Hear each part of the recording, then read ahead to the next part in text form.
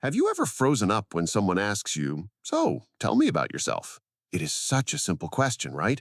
But for some reason, it is the scariest question in the world. Your heart starts beating fast, your hands get sweaty, and suddenly you forget your own name. We've all been there. You want to sound smart and confident, but instead you just mumble something boring. Well, today I'm going to fix that for you.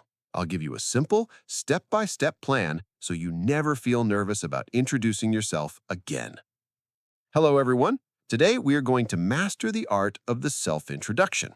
Now, you might think, why do I need to learn this? I know who I am. But the truth is, the way you introduce yourself sets the tone for the entire conversation. Whether you're in a job interview, taking an English speaking test like IELTS, or just meeting new friends at a party, your introduction is your first impression, and we want that first impression to be powerful. I've seen so many students make the mistake of memorizing a long, complicated speech. They sound like robots. We don't want that. We want you to sound natural, relaxed, and happy. So, I'm going to break this down into 4 very easy parts. By the end of this video, you will be able to talk about yourself smoothly without even thinking about it. Step 1. The greeting and the name. Let's start with the very beginning, the moment you walk into the room. The first thing you need to do is greet the person. It sounds obvious, but when people are nervous, they often forget to smile or say hello. Keep it simple. You don't need fancy words. A simple hello, good morning, or good afternoon is perfect. If you're in a formal situation, like an interview, avoid saying hi guys or what's up. Stick to the polite forms. Now, telling them your name. You have 2 easy options here. You can say, my name is, or I am. Both are perfectly fine. For example, hello, my name is John, or good morning, I'm Sarah. Here's a pro tip that I learned from watching successful speakers. Sometimes your name might be hard for others to pronounce, especially if you're speaking to people from a different country. If you have a difficult name, you can make it easy for them. You can say, my name is Alexander, but you can call me Alex. This shows that you're friendly and considerate. It makes the other person feel comfortable immediately because they don't have to worry about saying your name wrong. So remember, greeting, full name, and then, if you want, a short nickname. Step 2. Where you're from. Now this is where a lot of people get confused. They get stuck thinking, should I talk about where I was born, or where I live now, or where I grew up? Don't overthink it. The person listening to you doesn't need your entire life history.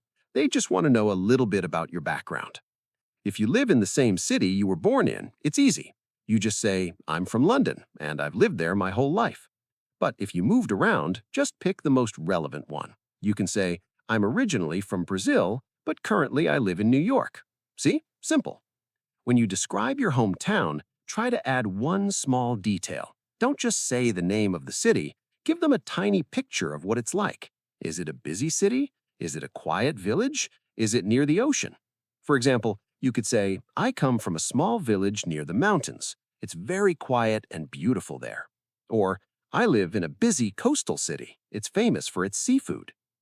Adding this one small sentence makes you sound so much more interesting. It opens up the conversation. It gives the other person something to ask you about. If you just say, I'm from Paris, and stop, the conversation dies. But if you say, I'm from Paris, it's a beautiful city but very crowded, now you're really talking. Step 4. Work or studies. Now let's talk about what you do. This is usually the next logical part of an introduction. If you're a student, say what you study and why, but keep it short. You don't need to list every subject you take. Just say, I'm currently studying business management because I want to start my own company one day. Notice what I did there? I added the because. I explained. This is a secret weapon. When you explain why, you show your passion. If you're working, the same rule applies. Don't just give your job title. I'm an engineer. Okay, that's fine, but it's a bit dry. Try this instead. I work as a civil engineer. I mainly design bridges and roads. This is much better. You're telling them what you actually do. Now, I want to pause for a second and give you a huge piece of advice. When you're learning to introduce yourself, do not try to use big, complicated words that you found in a dictionary. Many people think using big words makes them sound fluent. It doesn't. It makes them sound unnatural.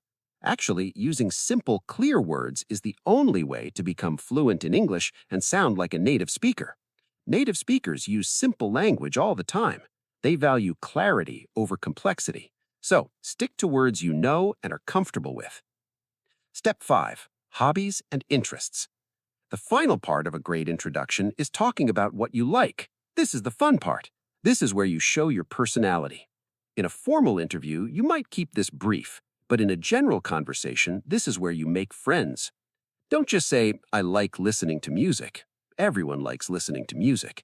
Be a little specific. Say, I'm a big fan of jazz music, or I really enjoy cooking Italian food on weekends. This is also a great chance to show you're an active person. Instead of saying, I like football, say, I play football every Saturday with my friends. It paints a picture of your life. And here's another trick. If you really want to impress people, try to think in English like a native when you answer this. What do I mean by that? I mean, don't translate from your own language in your head. When you translate, you hesitate. You say and ah a lot. Instead, practice these simple phrases about your hobbies until they come out automatically. I enjoy. I'm really into. I spend my free time. If you practice these phrases, you won't have to think or translate. The words will just flow out.